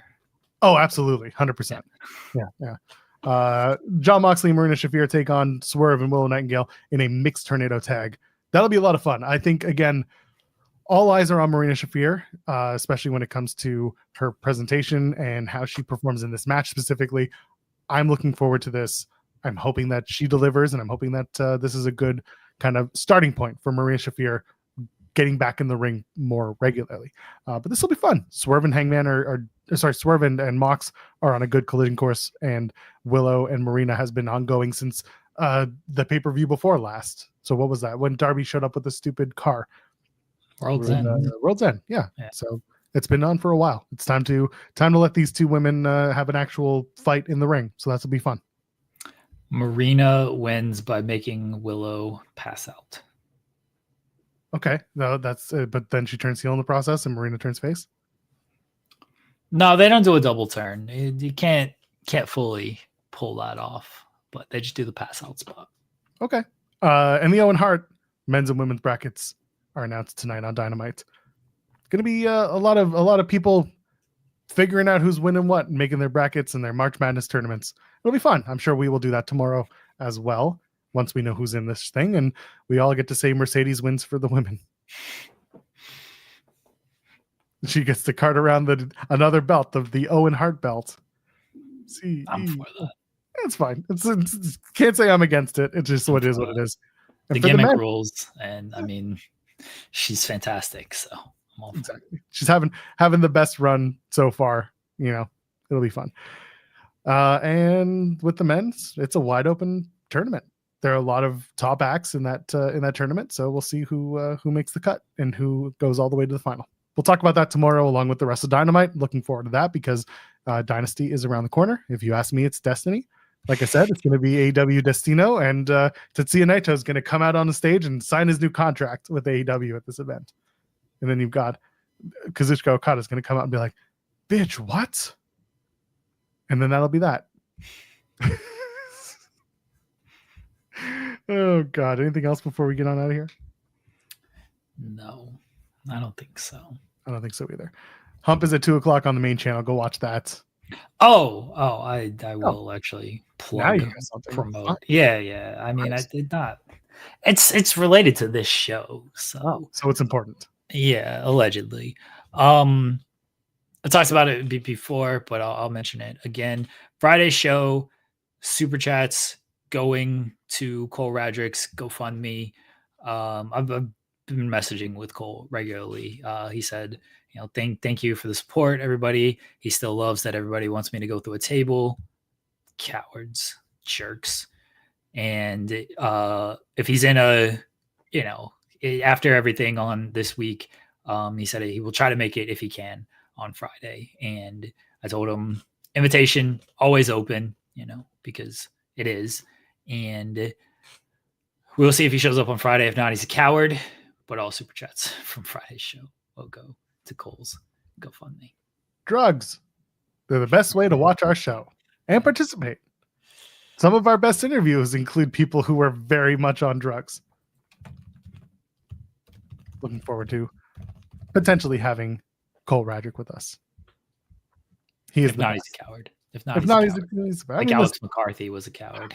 Although that's how I found out that Alex McCarthy's coming to Vegas. So that's nice. I'm going to go and see him.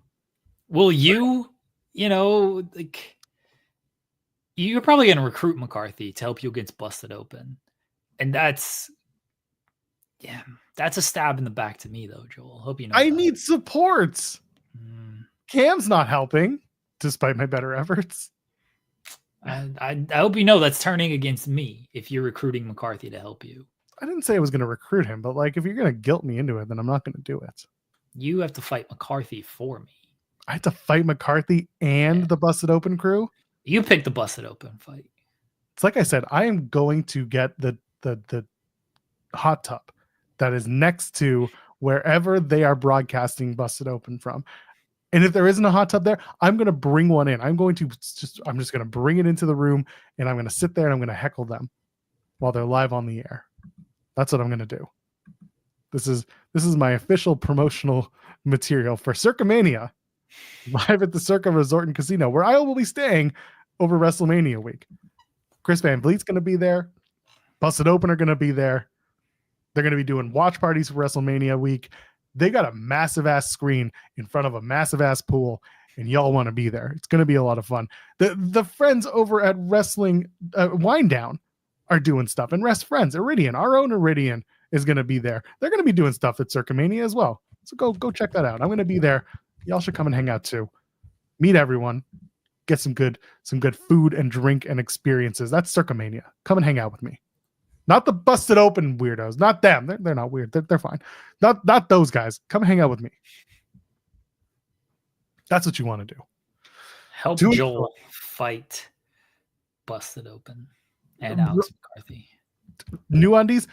Let me tell you, Ryan, not only did I already get that, but then I also got new black V-neck t-shirts. Found some. Bought some new ones. So your boy's going to be on brand for WrestleMania week. If nothing else, come and hang out with me. Or don't. Ryan, if you come to Vegas for Mania week, I would love to see you. I have called out Dave and Bully. Dave is well aware of what I'm going to do. Still have to text him. Let's get out of here. You ready? Yes. For Jeremy Lambert, you know who I am. Friday, hopefully we're going to have Cole, but that's going to be with SP3. I'm here tomorrow. Jeremy's here tomorrow, 10 a.m. Eastern. Sorry, buddy. We get to talk about AEW together. Oh, I that's fine. I figured you switched it so you could do it Thursday so you could bury AEW on a pay-per-view week after Dynamite tonight. So someone has to. Hilarious. Someone has to. Yeah. Someone's got to get the word out. Someone's got to critique these actors. That's right. Welcome to In the Actors Studio with Jeremy and Joel. That'll be tomorrow, 10 a.m. Eastern. Till then, leave a thumbs up on the way out. And of course, we appreciate y'all. Ladies, gentlemen, friends beyond the binary. We'll see you in the next one. Cheers.